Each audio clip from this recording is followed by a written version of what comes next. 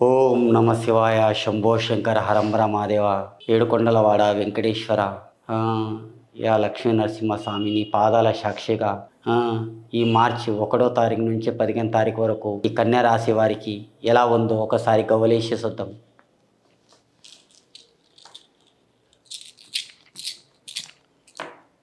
ఈ కన్యా రాశికి చూడండి, ఈ కన్యా రాశికి 3 పడ్డాయండి. చిత్త 1, 2, 3 చిత్త 3 పడ్డాయండి, 2 బోల్తా పడ్డాయండి.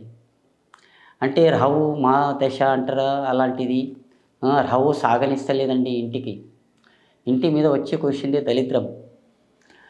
ఇంటి మీద వచ్చి కూర్చుంది దరిద్రంకి ఎక్కడో బేచన్ అవుతుంది. మీ హరకత్ బరకతలా సరిగా ఉండటం లేదు. మీ పర్సులో ఒక టైంలో మీరు 500 వేలు చూసిన వాళ్ళు ఇప్పుడు మీకు ఈ చేతిలో ₹1 మీకు మిగలకుండా ఎక్కడెక్కడో మీకు బేచన్ అవుతుంది.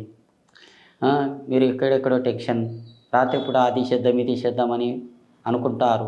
పొద్దుగాల లేస్తే మీకు ఏ పని చేయడానికి మనసు కాదు, ఏ పని మీద మీకు ఇంట్రెస్ట్ పుట్టడం లేదు.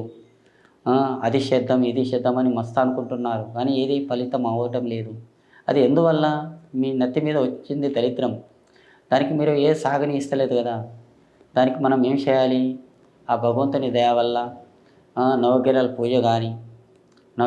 పూజ కానీ లేకుంటే విఘ్నేశ్వరుని పూజ కానీ, ఇప్పుడు శివరాత్రి వస్తుంది, శివునికి అభిషేకం కానీ చేపిస్తే మీ నత్తి మీద ఉన్న దరిద్రం అనేది మొత్తం తొలగిపోతుందండి. తొలగిపోతుందంటే వెళ్ళిపోతుంది. మీ నత్తి మీద ఉన్న దరిద్రం అనేది మొత్తం తొలగిపోతుందండి. మార్చి నెల నుంచి, మార్చి 1 నుంచి 15 వరకు మీరు ఎప్పుడైనా దేవునికి దండం పెట్టండి. మీ అనుకున్న పనుల్లో మీకు మంచిగా జరుగుతుంది. అప్పుడు మీ జేబులో రూపాయి అనేది పోయి ₹2 మీ చేతిలో మీ పర్సులో కనిపిస్తాయండి. కానీ మీ అదృష్టం రేకాటంలో కానీ ఇంకొకటి చాలా టెన్షన్స్లు ఎక్కువ తీసుకోకండి.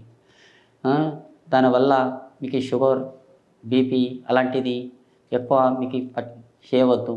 చాలా ఆలోచనలు పడకండి, నిదానం చేయండి, మంచిగా ఉండండి. ఆలోచన రేకాటం మనము భగవంతుడు ఇంత ఇచ్చాడు, మనం తినాలి, తాగాలి, సైలెంట్ ఉండాలండి.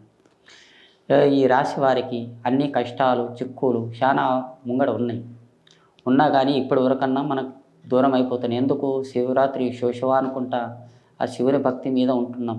ఆ శివుని మీద భారం వేయాలి, వదిలిపెట్టండి. మీ అదృష్టం రేఖ బాగుంది.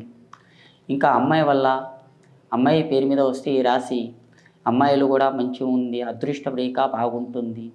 సాధించాలనుకున్న పని తప్పకుండా అవుతుంది, కానీ ఉరుకులు ఆడకూడదు. ఎంత నిదానం చేస్తే అంత బాగుంది. కన్యా రాశి అంటే కన్య తక్కువ కాదు. ఆలోచన రేఖాటంలో చేయాలనుకున్న పని చేస్తున్నారు, వద్దనుకున్న పని వదిలేస్తారు. అలాంటి గుణం పెద్దగా ఉంది, టాలెంట్ పెద్దగా ఉంది. అదృష్టం రేఖ కూడా మంచిగా ఉంది. అమ్మాయి పుట్టినింటి కానీ మెట్టినింటి కానీ దళిద్రం కాదు. ఇద్దరికి లక్ష పుడక ఉంది. అమ్మాయిది హంస గడియ. కానీ పెళ్ళి చేసుకున్న ఇంట్లో కానీ పుట్టినింట్లో కానీ ఇద్దరికి లక్ష్మి కల ఉంది అమ్మాయి. కానీ చేసుకున్నా కానీ ముంగడ అత్తమాల పేరు అమ్మనైన పేరు నిలబెడుతుంది. అమ్మది హస్తరేఖ కూడా బాగుంటుంది. కానీ ఈ రాశికి నమ్మిన వాళ్ళు చాలా భక్తి బాగున్నదండి. జై శ్రీరామ్.